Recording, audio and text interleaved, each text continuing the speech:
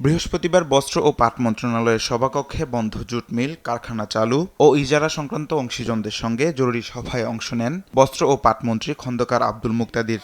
এতে অংশ নেন বিডা চেয়ারম্যান আশিক চৌধুরী, বিটিএমসির ঊর্ধ্বতন কর্মকর্তা ও সংশ্লিষ্ট অংশীজনরা। বৈঠকে বন্ধ পাটকল চালুর বিষয়ে নানা নির্দেশনা দেন মন্ত্রী। সভা শেষে সাংবাদিকদের মুখোমুখি হন বস্ত্র ও পাট মন্ত্রী। তিনি জানান, ডিসেম্বরের মধ্যে বন্ধ থাকা ৬টি জুট মিল বেসরকারি প্রতিষ্ঠানের কাছে হস্তান্তর করবে সরকার। পর্যায়ক্রমে বস্ত্র ও পাট খাতের সব বন্ধ কারখানা চালু করা হবে।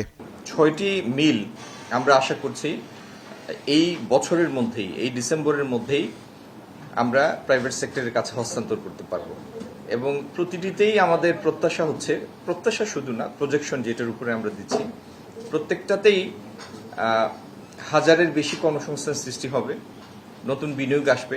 মন্ত্রী আরও জানান, এসব কারখানা পাট খাত কিংবা অন্য খাতে চালু করা হবে। এতে হাজারো মানুষের কর্মসংস্থান হবে বলে আশা জানান তিনি। পাট এবং বস্ত্রকলের অধীনে যে কয়টি মিল আছে, অদূর ভবিষ্যতে সবগুলি মিল আপনারা কোনোটি এই খাতে, কোনোটি ভিন্ন খাতের বিনিয়োগে চালু অবস্থায় দেখবেন, হাজার হাজার কর্মসংস্থান সৃষ্টি হতে দেখবেন এবং মূল্যবান বৈদেশিক মুদ্রা এবং অনেকগুলি ইম্পোর্ট সাবস্টিটিউট ইন্ডাস্ট্রি এই খাতে প্রতিষ্ঠিত হবে। আগামী দিন সেই পরিকল্পনা নিয়ে আমরা এগিয়ে যাচ্ছি। বন্ধ থাকা পাটকলগুলো বেসরকারি খাতে হস্তান্তর করতে প্রশাসনিক জটিলতা কমিয়ে আনার বিষয়েও বৈঠকে আলোচনা হয় বলে জানান খন্দকার আব্দুল মুকতাদির। এই খাতে প্রতিষ্ঠিত হবে আগামী দিন। তামিম মাহবুব, দেশ টিভি, ঢাকা। ধন্যবাদ সবাই।